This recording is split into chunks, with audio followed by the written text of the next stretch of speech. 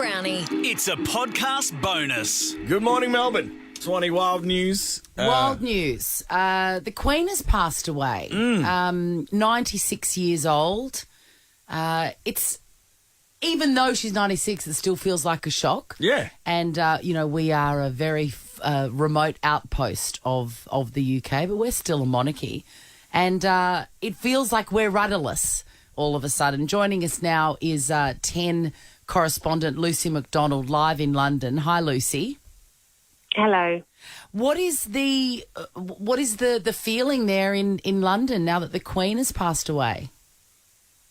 I think it's just genuine shock. It all seemed to happen very quickly. I mean, of course, the Queen was 96 years old. She's been on the throne for 70 years. She's been on the throne for all of my adult life, most of my mum's. And although you knew she was old and you could see she was frail and we knew that her health was suffering, she passed on some duties to her son, now King Charles III, over the last year. No one really expected it to happen. And it seemed to happen very quickly. Around lunchtime, we got a notification from the royal family saying the Queen's doctors are concerned for Her Majesty's health and have recommended she remain under medical supervision. And then we saw all her children head there. We saw William head there. We saw Harry head there. And then to have the news at around 6:30 this evening, our time, was just really shocking. I don't think people expected it. So yeah. I think everyone is feeling very sad, very sombre, but also in shock. We saw her so recently at the swearing in of the new Prime Minister, and I agree with you. She did look very small and very frail, but certainly not like she was days away from passing away. No, absolutely. There was a very large bruise on her hand. I don't know if you saw that in the photos. And there's been speculation about why she did have that bruise. Had she fallen? Was it from a drip? We don't know. It's just speculation. But what I do know is that the Queen had a big sense of duty. So imagine being that poorly and still, really wanting to fulfil her active duty as she did. Lucy, she's felt relevant even to us weird people on an island on the other side of the world. She's felt relevant right up until the end. That must be times a million where you're from. Yeah, I think it's just the fact that she's this constant. She's always been there. She's on our stamps. She's on our money. Every national event, that the Queen has been a part of. And I think she has had a remarkable reign, in partly because it's 70 years on the throne. So I think just this constant of having the Queen, especially in the turbulent time we've had in the last sort of 7 or 8 years politically, it feels very strange that she's gone, and it feels perhaps like a really pivotal moment in British history. It feels like this person who was there, who was this constant, is no longer there, and what does that mean? It's unusual, isn't it, for somebody to be so deeply in the public eye for so many decades and never really put a foot wrong.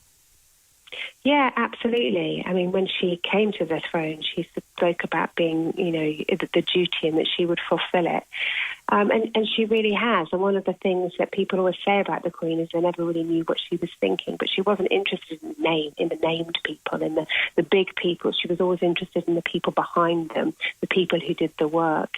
And there's so many wonderful stories going around on Twitter about people who met the Queen and funny things that happened.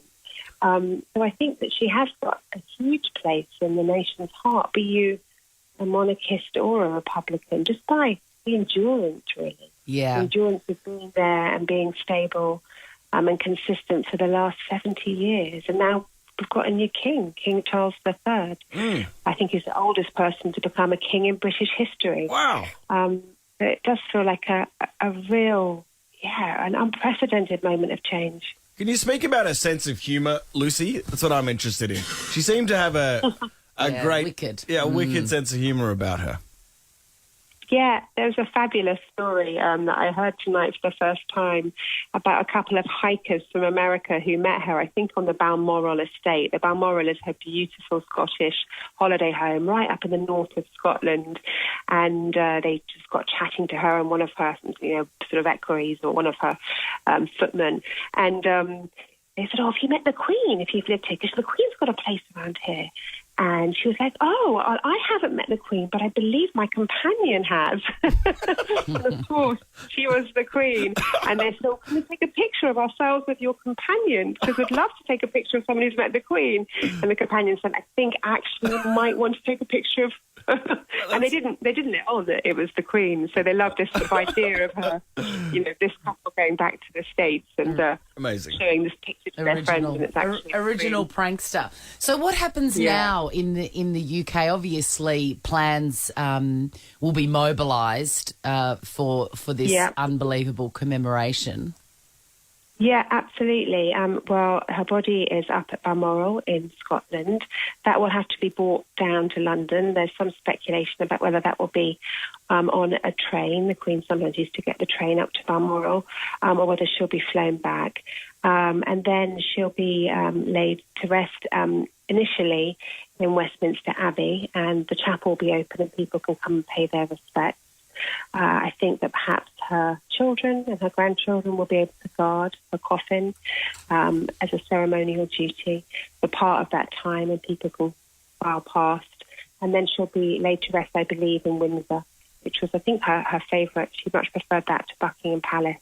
And I think the day of her funeral will be a day of national mourning. But up until that point, there'll be lots of ritual. And, of course, we've got a new king. We've heard from him tonight. I've had a statement from him tonight. He won't be, the coronation of King Charles III won't happen, I think, until there's been a year of national mourning. So we're looking at that happening in 2023. Okay, interesting. Interesting to Lucy, know that. thanks for this insight. I really appreciate it. Lucy is the Project's UK correspondent on Channel 10. Thank you very much. Ever wondered what happens in the studio? Check out Chrissy, Sam and Brownie on Instagram. Right, we're still staying in England. We all probably know the news by now. The Queen at 96 has passed away. Yes, Varley, Lizzie, and what a trailblazer. And as I said to Lucy McDonald, the project correspondent in the UK, it's very rare for someone so extraordinarily famous. Yeah. I mean, really the most famous person in the world. Absolutely. To never have put a foot wrong in 70 years, which makes me think that she was a good stick. Yeah. She was a good woman. In the last 20 years, anytime something controversial happened, I reckon she would have been like, I've seen this before. Absolutely. This is not my first rodeo. Exactly.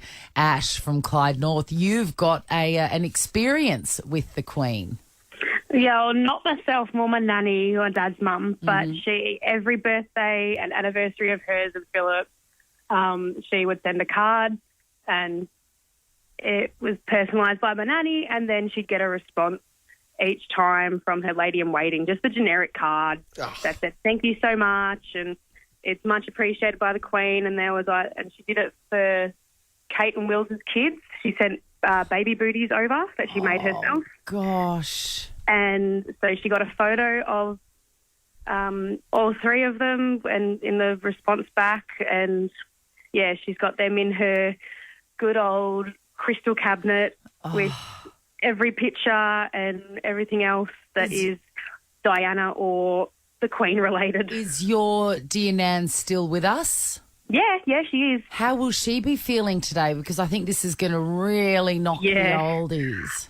I don't know, so I will be calling her on my lunch break to make sure she's okay.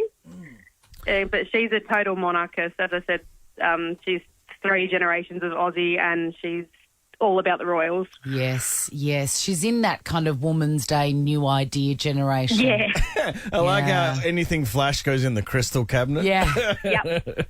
Yeah. Well, give your dear Nan our love, friend. I will. Thanks, guys. Swanee, this is a Hail Mary, but I'd love someone who's received a 100-year-old birthday letter from the Queen. Yes. Like, I want to know what it says. I want to know what it says, and I want to know if it's personally signed or whether it's just a... Yeah, a stamp. Also, how do they know? How does the palace know when, Muriel from Everglades Serenity Village turns 100? Do they need to be good alerted question. or what? 13 24 10. Look, have you ever met the Queen? And / do you know anyone who's ever received one of these famous letters? Yeah, I would love to speak to somebody who's had one of them. Kim from Langwarren, you've got the inside scoop on how to get one of these 100-year-old centenary letters. I do. Hi, guys. Hi, Kimmy. My grandpa is about to turn 100 next month. So I don't know how it's going to work in the sense of him getting one, but we were advised that we had to call our local MP, and our local MP sends a letter advising the Queen that we've got somebody turning 100. Wow, all of these secret networks for birthday cards. I couldn't love it anymore. Right. I know. So, right. Kim, the Queen doesn't have a calendar with your uncle's birthday coming up. No, I don't believe so. Looks like he'll be getting one from King Charles III. Interesting. Well, that could be pretty cool too. Yeah. Simone from Werribee, you received a letter from the Queen. Please tell us why and how. My God, I sound like Margaret Thatcher in that famous interview. Yeah, so it was, hello, how are you? Hi, Simone. I've received multiple letters from, I think it's her lady in waiting, multiple letters when I was a child because I wanted to be a vet nurse when I was older, and I've received letters saying, happy birthdays, and then I've asked about her corgis as well, and she's sent back multiple pages, all information about her corgis. On the paper, it had photos of her corgis and everything. What? And then, just a couple of letters when I was little. I used to send her pictures and drawings and stuff like that, and I have about 6 or 7 letters from her lady in waiting saying thank you very much and happy birthdays and all that kind of stuff. So I used to love writing to the Queen when I was little. So in your mind, do you think these letters arrive and they've got sort of in and out trays? Likes corgis, turning 100, wants to know if they can marry Prince Charles, and do you think they just sort of slot out all the corresponding responses? Possibly, yeah. But obviously they do read each and every letter and they do give a nice response back. Amazing. And it's very professional with like the little stamp and everything, so it makes you feel special. Simone, look, just as an aside, you may not know this, but I am obsessed with corgis. What sort of information can you give me about corgis? Well, I know the Queen had about 6 or 7 of them, so she had a lot of them. Oh, my God. And they're cute, and they have, like, cute little tails and everything like that. Oh, yeah. They're comically magical. They are magical. And if there is a law against searching Gumtree for corgis, then I'm sorry, I'm going down. This one's going in. I'm going down. To prison. Yeah. Simone, thanks. That's interesting. Thanks for calling up. No worries, thank you. We're taking your Queen memories all morning. Of course, she has passed away at the age of 96, Valet Elizabeth. If you want to chuck in if you met her, we're in. You call us, 13 24 10. We've got to have one person who's met the Queen. Come on. Uncle Dave O'Neill in next. Good morning. Chrissy, Sam and Brownie. Good morning, Melbourne. Chrissy, Sam and Brownie on Nova 100. Big day. Dave O'Neill, it's a big day because Dave O'Neill's here, obviously. Oh, yeah. But the Queen has passed away, and we've got a bit of a grab here from the current brand new Prime Minister. We are all devastated by the news that we have just heard from Balmoral. The death of Her Majesty the Queen is a huge shock to the nation and to the world. Queen Elizabeth II was the rock on which modern Britain was built. She has been our longest ever reigning monarch. It's an extraordinary achievement to have presided with such dignity and grace for 70 years. That's true. Yeah. Isn't it true, Uncle Dave, that I just can't imagine anybody else being in the public eye for so long. Yes. And coming to the end of their life with their reputation 100% intact. Yeah, incredible. She has not put a foot wrong. So beloved. No one's turned on her, really. No, not really, no. Do you remember the last couple of years as a person that managed to walk into Buckingham Palace and walk into her room I sat on a bed. and had a yarn? Yeah, there's been a few, yeah. That's wild. Crazy. What were the guys in the big hats doing? How terrifying. Yeah, the guy went the night before and checked it out and went back again. Right. We put it out there. Call us if you've met the Queen, thinking we're not going to get any calls. Let's go to Josh. Josh in Croydon. Good morning, mate. How are you? Very well, thank you. When did you meet the Queen? It was the 2000 Royal Tour. I'm originally from Ballarat, so I was a good 13-year-old boy back then. And she went up to Sovereign Hill, and I got up and dressed up in all the Sovereign Hill garb. Yes. And for those who've been to Sovereign Hill, you get to the top of kind of the hill up where the bowling alley is, and we're just standing around there. and kind of going, oh, what's happening? Where's everything going? And all of a sudden this old man comes and starts chatting to us, and being a 13-year-old, I had no idea who it was. But it turns out that was Prince Philip. What, Josh? Phil the Greek. Wow. Yep. Wait, were they at the bowling alley? Was the Queen throwing down strikes? No, they separated. So he'd gone down to, do something else while she was doing all of her queenly things. Within Sovereign Hill, the park. Within Hill. Yeah. She had lunch there because I was there. I didn't meet her, but I went up there to film for Foxtel with Kate Lanebrook, and she was there having lunch. I had no idea. And in a weird twist, guess where I'm going tomorrow? Sovereign Hill. Yes. I'm making my annual pilgrimage for one of those photographs and a little bit of gold panning. Oh, and a pie and a pasty. Oh, God, I love Sovereign Hill, and so did the Queen. That's amazing, Joshy. Thank you for calling out. We'll send you to the movies. We'll send you that new George Clooney, what's her name? Julia Roberts film. Hey, they're back. Oh, yeah. They used to be a couple, and then the hijinks is unbelievable when their daughter gets married in Bali, I think. Bali. And in Tullamarine, you did not meet the Queen twice. Stop lying, Anne. No, I certainly did. Where? Anne, come on. So I worked for a cargo company at the airport, and the Queen's plane used to park behind our building, which was an open-ended building, so the back of the building actually opened out onto tarmac. And the best time was when I received an email and it said, anyone who would like to bring a child to meet the Queen today, let us know. So I quickly replied, yes, thank you very much. And I rang my little stepdaughter who lived in Gladstone Park, which is very close, and said, put a pretty dress on. I'm on my way to pick you up. So I went and I grabbed a little bunch of flowers, and she was about 8, I think, at the time, and grabbed her, came back. Coincidentally, they put us in a bus, which was a bit ridiculous because it was like walking out the back door, and they drove us around through the other security gates to get in. They had 2 or 3 of those orange plastic road barriers. They put the adults behind the road barriers, which would have been about 10 or 15 of us, I suppose, and they put the little kids in front.